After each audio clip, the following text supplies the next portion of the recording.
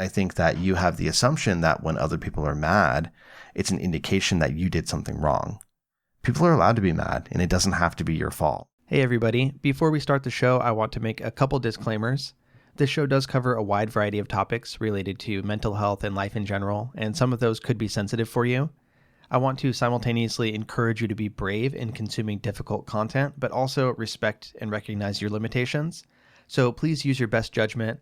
I will never be offended if you need to skip a question or an episode entirely, but feel free to feel it out, check out the episode, and just see what happens. If you need to skip, that's okay, but feel free to give it a shot first. I also need to say that while I am a psychologist, I'm not your psychologist, and I'm not your therapist. This is not intended to be direct medical advice, and you should not use this as a substitute for professional help. So with those said, let's go ahead and get into the show.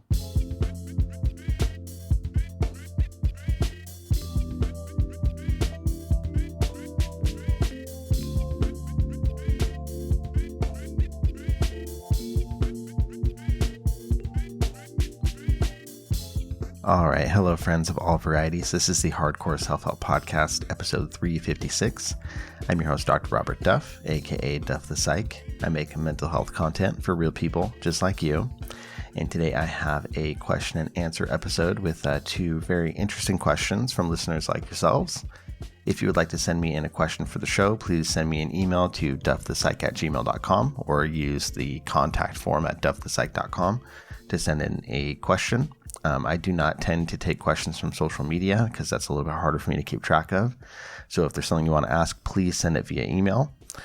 And yeah, I'm excited to get into these questions today. Before I do, I wanted to share something that I've been into recently. This is not an advertisement or anything, but I've been into a new audiobook. So this week I started the audiobook Project Hail Mary by what the heck's his name? Andy Weir. By Andy Weir. He's the author who wrote The Martian, which I have not read, but I really enjoyed the movie. But I'm doing the audiobook for Project Hail Mary, and it is so entertaining. It's very geeky. It's like very nerdy, a lot of math and science stuff, which I think you could enjoy whether or not you are into that or understand it. But like it is, I think he's kind of notorious for doing a lot of research and talking with subject matter experts and things like that. So it really comes through. And I won't give too much away about the plot because there's a lot of twists and interesting stuff that happens. But I just really like the way that it started. It starts off like instantly engaging and humorous because this dude wakes up in a situation and he has no idea what's going on because he has amnesia. So he has to kind of piece together what's going on, and little bits and pieces come back to him over time. But it's just really cool to see how he kind of figures out what his situation is and sort of reconstructs it. I'm loving it. It's a decent sized one. It's not super, super long, so I'll probably finish it within the next week or two here, but it's been one that I'm looking forward to listening to, like on my commute or when I'm going for a walk with the dog, stuff like that. So thought you might like to know about that. And otherwise, I hope that you guys are doing well. Let's go ahead and just jump into the questions here. Here's the first one. It reads, "Hi, my son was diagnosed." The subject for the email, which is not included in the question here, is something about their son having schizophrenia. So we're talking about schizophrenia here. And the question says, "Hi, my son was diagnosed about 8 years ago. At the time, I didn't agree with it. There were so many other things going on, but now I see he does have schizophrenia. I haven't talked to him about it recently because in the past he would get angry. It's a long story.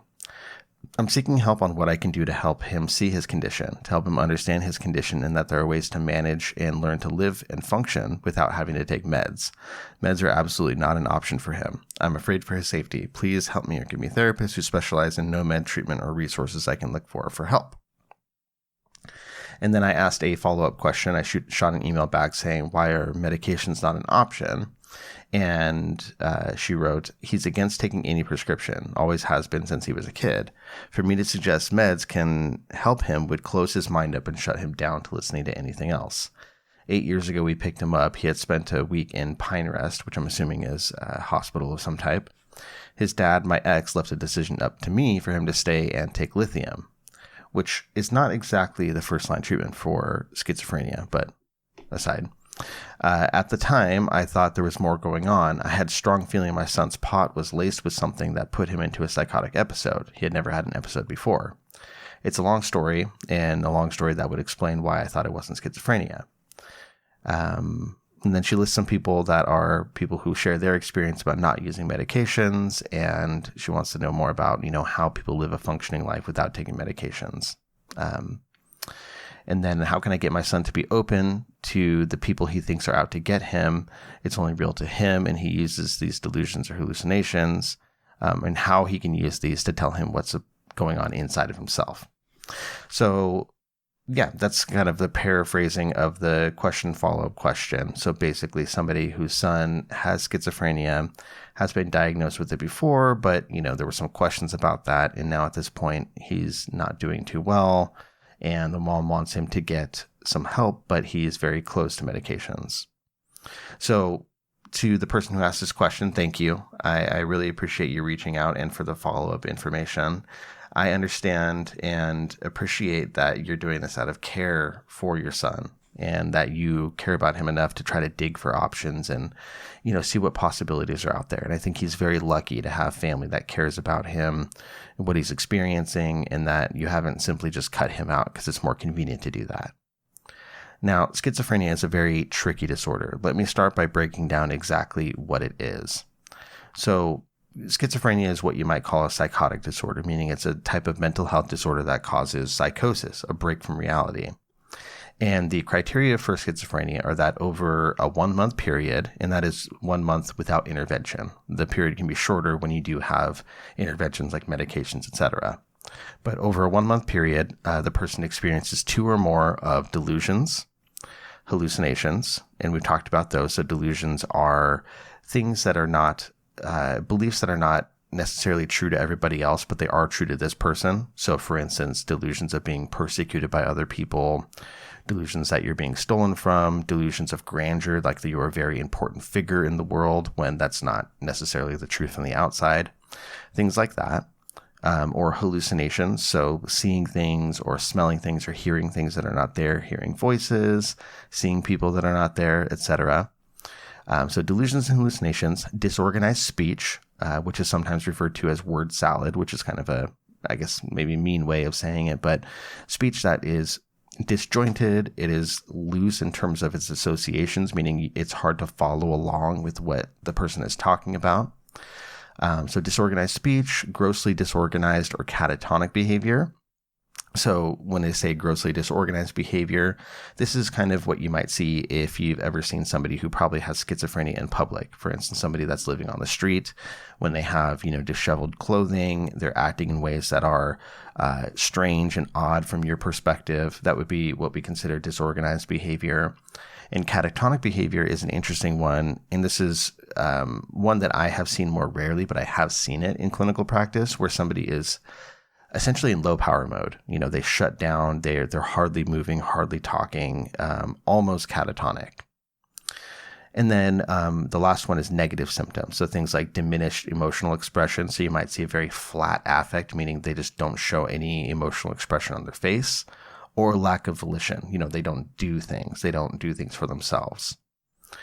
So those are the criteria. There are additional criteria, but that's the gist of it. We don't need to get all into the nitty gritty, but schizophrenia is basically the prototypical example of psychosis, of what that can look like.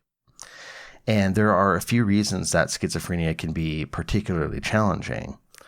One of the main reasons that schizophrenia is very difficult at times is it's very common for people that have the disorder to have what we call a lack of insight into their condition. A lack of insight means they don't understand what's going on with them. And this is different from things like denial, where somebody is, defensive and they're in denial about it. They're, kind of just pushing back and being a little bit difficult about that. It's not that. This is more similar to what you might see in somebody who has, say, a dementia condition, where their brain literally can't easily recognize the problem that they're having. So it's an inability to understand that they're having these issues. And, things like delusions and hallucinations, they're different from what you would see in, say, OCD, where you have intrusive thoughts that are out of place, that are kind of freaky to the person. That's not the case here. Instead, delusions are that person's reality. even if it doesn't reflect, your reality on the outside. So therefore, when you're trying to reason with somebody who has schizophrenia, or when you're trying to tell them that, hey, I think what you believe is not true, or what you're seeing here is not actually there, there's a good chance you'll get some resistance from that. You might get blown off. You might encounter agitation or anger. And that's not because the person is trying to be difficult and just be defensive about it. It's because they don't understand. They cannot understand that that's the problem that they're having. And that creates sort of a catch-22 in many cases, because how is somebody going to put an effort into recovering from a disorder that they don't believe that they have? And I see this all the time. It's very tough, right? And so I think that if this is one of the areas that you're probably running into some difficulty, and it's very common for many people who have schizophrenia to be in that position. To be clear, there are many people who come to the realization that they do have schizophrenia, but especially in the early stages, that lack of insight can be a serious barrier. And in the question here, you mentioned that your son has gotten angry at you in the past when you brought up topics about his mental illness.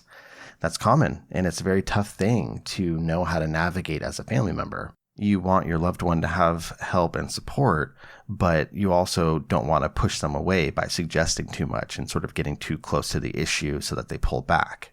Next, I do want to talk a little bit about medication, as that was brought up in the question. But before that, I want to take a quick break and talk about our sponsor. Okay, this episode is brought to you by MindBloom. As many of you know, depression and anxiety are not always easy to deal with. There's no quick fix for it. For some people, it goes away a little bit easier, sometimes on its own. And for others, it's a very sticky problem that lingers and is hard to get rid of despite your efforts. It's not always about finding a new therapist, starting a new medication, changing your exercise regime, meditating, all of that. Sometimes you need something different to unlock your brain. And that's why I'm happy that we have MindBloom as a continuing sponsor of the show. MindBloom has provided a new tool to help you improve your mental health, which is at-home ketamine therapy. MindBloom is the leader in at-home ketamine therapy, having safely helped thousands of people overcome their anxiety and depression. Unlike traditional talk therapy, ketamine works very quickly, and it doesn't have the same unpleasant side effects that you might see from traditional antidepressant medication. In a study of over 1,200 MindBloom clients, 89% reported improvements in their anxiety and depression after only 2 sessions, which is extremely fast. So if that sounds like something that could be useful to you or somebody that you know, check out MindBloom. Right now, they are offering our listeners $100 off your first 6-session program when you sign up at mindbloom.com/Duff and use the promo code Duff. So take that first step. Break free from your anxiety and depression with MindBloom. That's mindbloom.com/Duff and use the promo code Duff for $100 off. Okay, so getting back to the question here, the reason I asked about why medications are not an option for this person is that the primary intervention for schizophrenia is psychiatric medication, in particular antipsychotics. And there are different generations of them. There are the older generation of antipsychotics and there are newer ones. And there are always clinical trials going on trying to develop new types of medications for schizophrenia. But much like bipolar disorder, as I've talked about on the show, schizophrenia is one that is commonly manageable with medication. A lot of people can live successful lives when they're appropriately treated, but is extremely difficult to treat without it. I don't want to give the impression that medication is everything, but it is the golden standard for treatment to have medication and other forms of intervention like therapy, family involvement, and also things like nutrition, vocational training, all of that stuff. A wraparound approach is usually what's called for, but medication is essential. In most cases, I would say medication is essential, and the other pieces of the puzzle sometimes are only possible due to the impact of medication. So, for example, if you're trying to get somebody involved in therapy to help them, or groups or family therapy, if they are still deep in their delusion and they don't think that they have an issue, it's going to have, you're going to have a hard time getting them to play along with that. But if they're more stabilized on their medication and that's giving them some distance from those symptoms so that they can see and understand that, yes, there is something going on I need help with, then maybe they're willing to play ball a little bit more. Obviously, this depends on the individual and the severity of their symptoms. I've certainly worked with people who have psychosis, but it hasn't been so impactful for them that it stopped them from living a successful life. These people might come off as odd or quirky due to their delusions and some of their behaviors, and often they have significant other mental health issues like depression or anxiety because of the impact of their delusions and other psychotic symptoms. But they're able to carry on relatively well. Some of them have jobs, families, etc. However, I will say that most people, at least in my personal experience that I could think of that fall into this category, have other factors that really help. So maybe they're very talented, right? So an artist or somebody that can be quirky, but still make a living because they're very talented. Or maybe the person has a very high level of intelligence where they can kind of power through, and school or work is easy for them because they have that mental horsepower. In other cases, it's money. People coming from a very wealthy family where it's okay that they can make some mistakes, I said in air quotes mistakes, in society, and they're not going to end up on the street. They always have a safety net. And so it kind of is, they're able to live that sort of life and not have consequences from it. So this is a different picture from, what you might see from people that are on the street or are in hospitals that are in situations where you see them very clearly exhibiting signs of their mental illness. They're maybe deeply delusional in ways that just don't fit with the world that we live in. These people most likely are going to need medication as a cornerstone of their treatment if they're going to improve. So that's why I asked about medication. I understand the limitations here in that you're worried about pushing and kind of getting that pushback or pull away even.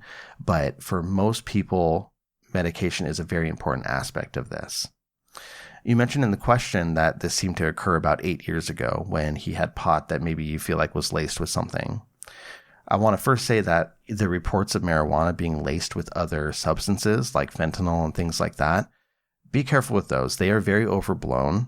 What happens a lot of times, and you could look into this, is that there is a guess that that's what happened. That's a hypothesis. And the media takes that and says that that is what happened, only to find out later on that that's not true, that the, marijuana was found to be maybe slightly contaminated with something, but it certainly wasn't laced with fentanyl or something like that. But the media doesn't cover that part of it. They just cover the first part, and it's very sensational, and then everyone's worried, and then they let that go. So there's very, I'm not going to say very little evidence, but in many cases, it's not true that, marijuana is laced with other sort of contaminants and substances like fentanyl. It can certainly be, especially synthetic marijuana, be kind of cut with stuff, but you also have to think just logically, are people going to be, wasting money on that sort of thing? So regardless, whatever happened to him, it is true that sometimes substances can trigger a psychotic episode. And it's even in the diagnostic criteria that someone's psychosis should not otherwise be explained by the effects of a substance. That's not to say that that can't be the thing that kicks off their schizophrenia. It can, but if it's only in the context of when they're taking drugs, then it would not count as schizophrenia. But what it sounds like here is that your son had something happen and that kicked it off, and that's when it emerged.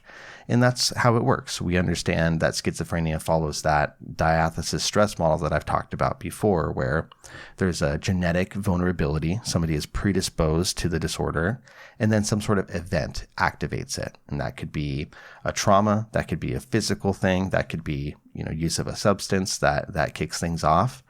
But the emergence of schizophrenia often does involve some sort of triggering event, and it tends to come on during adolescence or early adulthood. It's considered to be childhood schizophrenia if it starts earlier, and it's considered to be late onset schizophrenia if it occurs later on in life. Typically, though, we're looking at, adolescence or early adulthood. Now, let's talk about some other stuff. I mentioned the medication thing, and we'll kind of return to that, but we want to talk about some other things as well. There are many people out there that share their experiences with schizophrenia. On social media and on YouTube, it's a great platform for people to share their experiences of what it's like to live with it, and for some people, how they've been able to live successfully with the disorder. I wonder if this might even be a good place for your son to start, by helping him see that there are people out there who have issues that are similar. Even if it's not easy for him to understand that the things he's feeling are delusional, to see that somebody else is having a similar experience and recognize that he's not alone in, even if he thinks this other person is being persecuted and he feels like camaraderie with that, that can be helpful. It can be at least an in to get him started at looking at this sort of information. There are also groups that can be attended, via telehealth, online, or in person that can be really beneficial with people who have psychosis because you can be around people that get it to an extent. If he's willing to get some treatment, there are many options that don't involve medication, like cognitive behavioral therapy, family therapy, and community treatment programs. And there are also clinical trials, not only for medication, but for other types of things like wearable devices, brain stimulators. There's a lot of research going into treatment for this. So there's many different avenues of potentially following up here. I also think that in general, therapeutic skills like learning how to manage strong emotions, learning how to regulate your body, meditation, social skills, occupational skills, these can all be extremely beneficial. In some cases, people report success with nutritional changes and supplements. Like if you go onto YouTube and look at any video about schizophrenia, you're going to see somebody there saying, well, I took this and I changed my diet this way and I went keto and blah, blah, blah, and I'm doing so much better. The research on this is very new and not very robust yet. So I would say make sure that he's talking to his doctor or you're talking to a doctor about this and using supplements just with caution. I think that in many cases, supplements can help in a sort of indirect way, meaning they're not addressing the schizophrenia, but they're addressing some of the things that can come up with schizophrenia. Or they may cause smaller scale changes than you see with medication, right? So if there are supplements that try to work on dopamine, for instance, they try to reduce dopamine production in the brain. That's doing the same thing that maybe an antipsychotic medication would do, but just to a very much smaller scale. And so you'd see minor benefits there. But if that's what he's willing to do, maybe that's a place to start. But overall, I do want to be clear that the research out there on solely non-pharmacological approaches, meaning non-medication approaches, is not favorable, and it's very inconsistent. You see widely ranging treatment rates, whereas the research with medication is very favorable, and it is way more consistent, right? So there is a good answer here. The question is, can we get this person to, be on board with that, which is always a struggle, not always, but very, very commonly a struggle when somebody has psychosis. I do think that having a very supportive family, getting pointed toward resources, and, hopefully getting some treatment can be extremely helpful. But you may find that this whole no medications, no matter what stance needs to budge a little bit.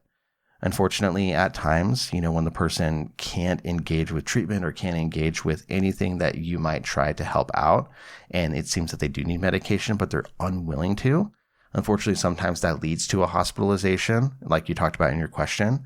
But, in the better circumstances where they're getting treated appropriately, somebody can be stabilized on antipsychotics, and that can help them actually build some insight into their psychosis and understand what's happening to them, which can get them on a better track. And so you figure, even if it's a difficult situation, they get started on medication, then the more that goes into their system, then they're able to play along a little bit more because they're not as delusional. And so they start engaging in treatment. Maybe they go to therapy, maybe they get involved with groups, and that's sort of a kicking off point. But in the end, you can only do what you can do, right? So I encourage you to support in whatever way you can. Maybe even looking at this through the lens of the distress that his delusions cause him rather than the psychosis itself can be helpful. In other words, if he thinks people are out to get him, that's probably very anxiety invoking, right? So that probably causes him a lot of anxiety. So why not work on the anxiety side of things as an entry point to getting better mental health treatment in general? If he doesn't, if he isn't able to admit that he has delusions, admit's the wrong word. If he's unable to recognize that, maybe he can at least recognize that he's stressed out and could use a little bit of help with that. Lastly, if he hasn't gotten a proper evaluation, and I wouldn't necessarily trust, that evaluation from years ago at the hospital, I would prioritize that if it's possible. Again, this all comes down to what he's willing to do. You may not want to push for that with the agitation and lack of insight, but if it is possible, seeing a psychologist or a psychiatrist that focuses on assessment can be very, very helpful because, we also want to make sure that we're not on the wrong track here. And there are answers to these questions. The diagnosis of, schizophrenia is possible by looking at it, but there could be other things going on as well, or things that are masquerading as that. So I think evaluation would be very beneficial if it's possible.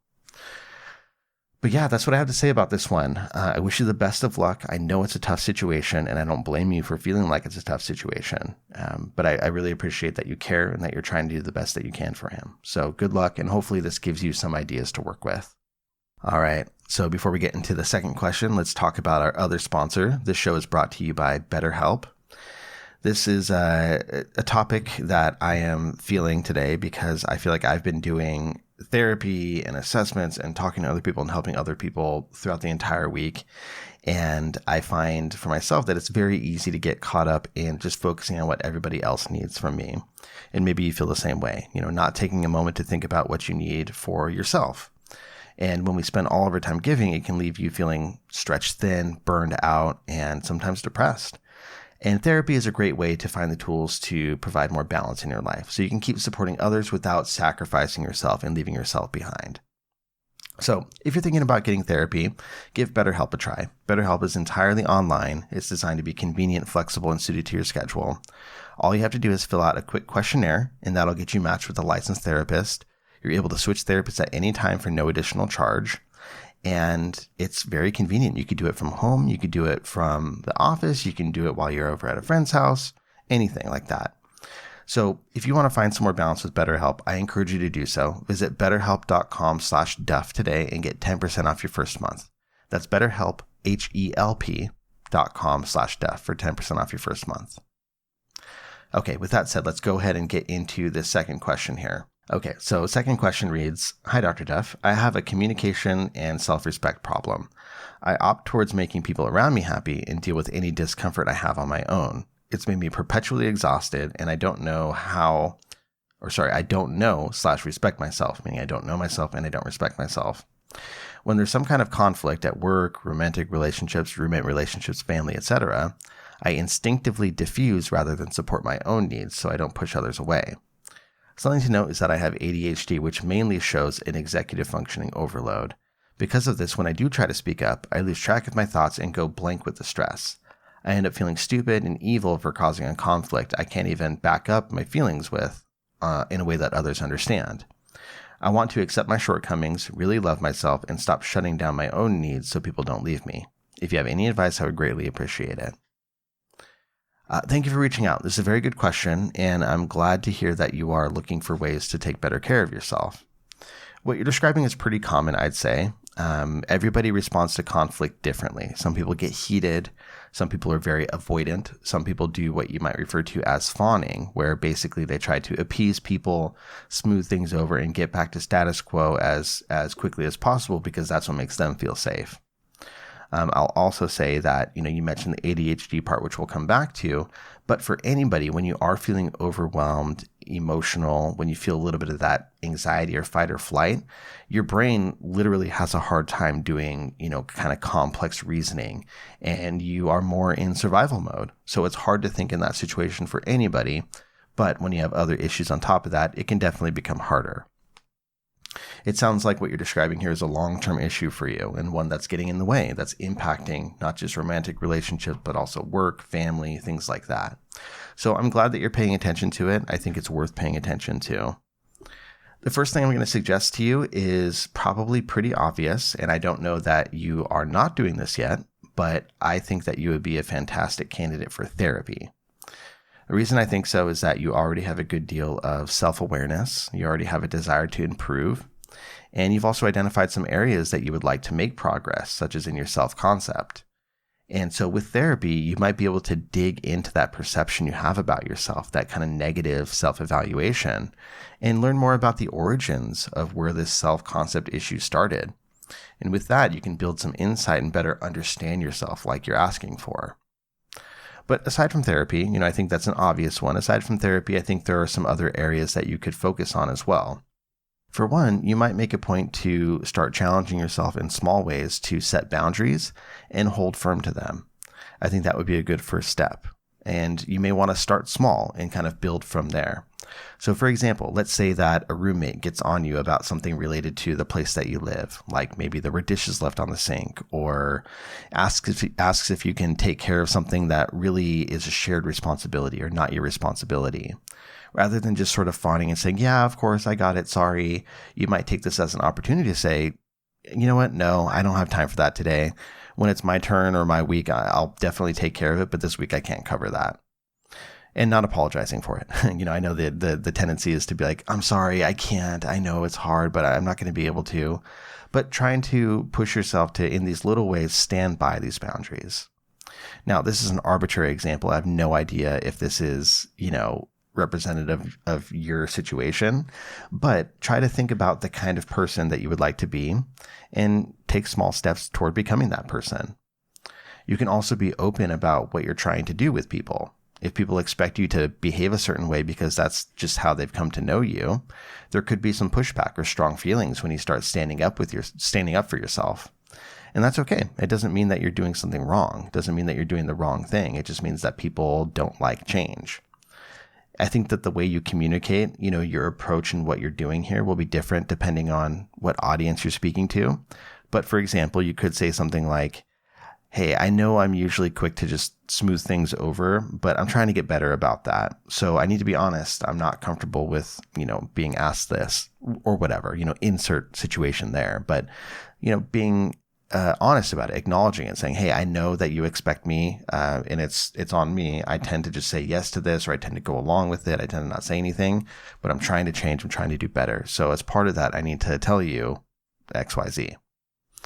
In other situations, you might want to send out a text or a social media post. Like if you're going to be seeing family for the holidays, you might send out a text saying, hey, I'm, working on myself. So, if you notice that I am not as docile or whatever it is you're used to, that's what's going on. Please support me in that, sort of as a heads up.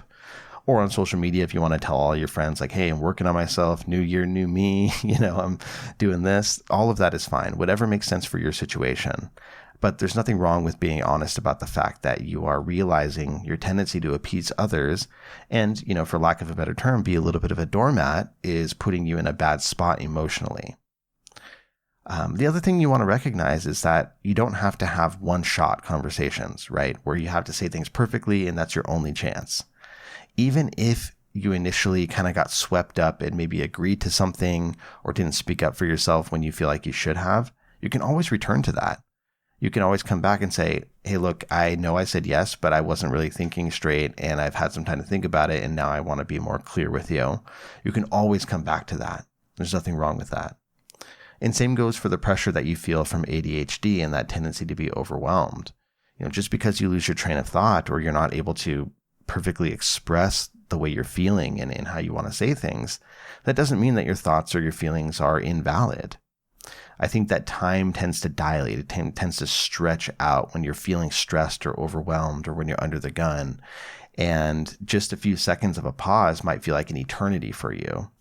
But it doesn't look like that from the outside. And instead of abandoning ship and just giving up or giving in when you're overwhelmed, you might actually set the stage for you to have more time to think. You could say, literally, sorry, hold on. I'm feeling a bit jumbled and overwhelmed, but I do want to say this because I have feelings about this.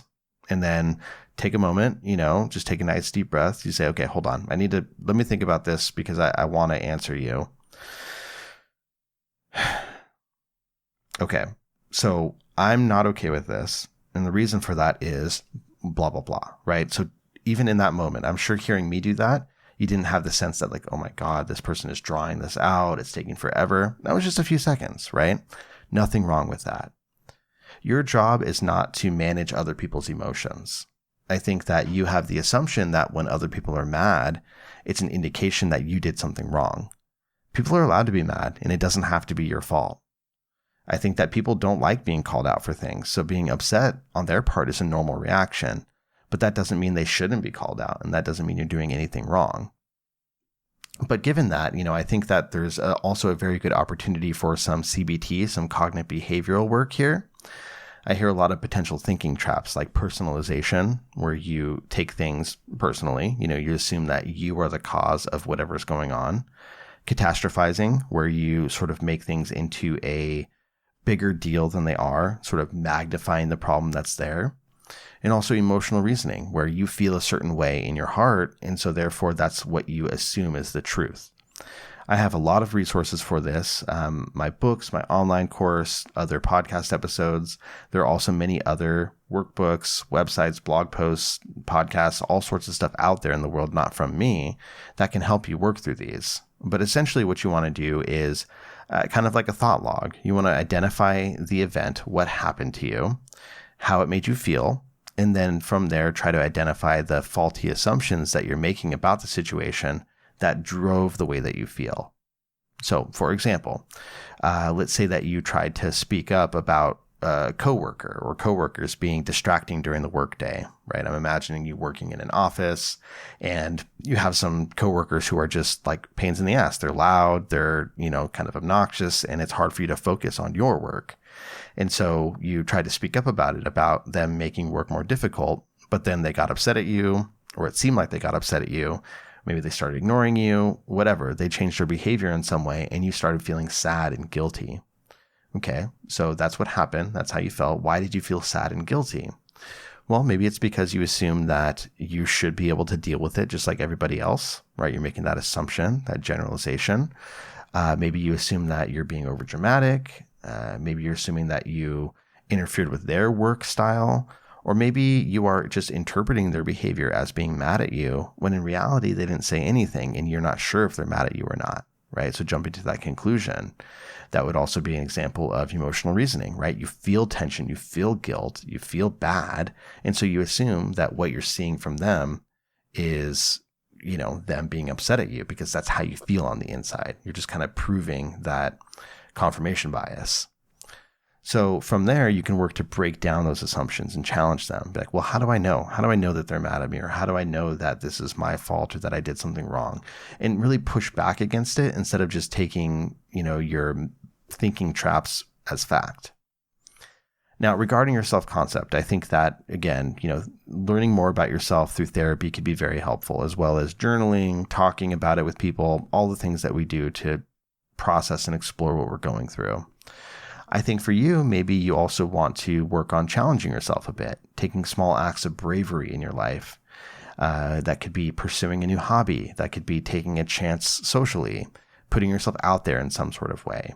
These are great ways to build confidence in yourself and realize that you're a multifaceted person.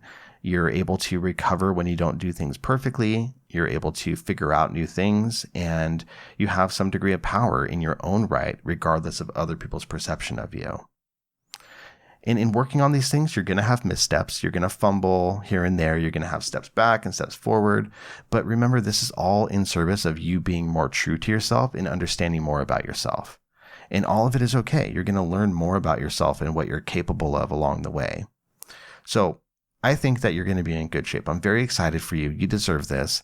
Get some therapy if you haven't yet, and then take these other things that I mentioned into account and just start taking small steps toward that person that you want to become.